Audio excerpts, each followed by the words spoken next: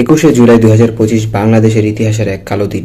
বিমান বাহিনীর যুদ্ধ বিমানে উদ্ধারণের ত্রুটির কারণে বিমানটি বিধ্বস্ত হয় রাজধানী মাইলস্টোন স্কুল অ্যান্ড কলেজে, যেখানে প্রাণ হারায় প্রায় ৩৬ জন, যার ২৮ জনই ছিল শিক্ষার্থী। সেই দিন গুরুতর আহত হয়ে হাসপাতালে ভর্তি হওয়া স্কুল শিক্ষার্থী আবিদুর রহমান ১৮৩ দিন চিকিৎসা নেওয়ার পর হাসপাতাল থেকে বাসায় ফিরেছেন। গত বুধবার দুপুরে জাতীয় বার্ন ও প্লাস্টিক সার্জারি ইনস্টিটিউট চিকিৎসকরা তাকে ছাড়পত্র দিয়েছেন। ভয়াবহ বিমান দুর্ঘটনায় মৃত্যুর কোলে ঢলে পড়েছেন আবিদ।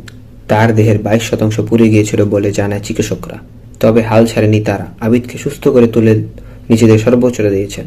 শুরুতে টানা ৫ দিন আবিদকে রাখতে হয়েছিল আইসিইউতে। এরপর বিদেশ থেকে আগত বিদেশি চিকিৎসকদের পরামর্শ অনুযায়ী আবিদের চিকিৎসা চলতে থাকে। আবিদের দেহে মোট ৩৬টা অপারেশন করতে হয়েছিল চিকিৎসকদের। ক্ষত স্থানে টিস্যুগুলো ও প্রতিস্থাপন করতে হয়েছে প্রায় ১০ বার।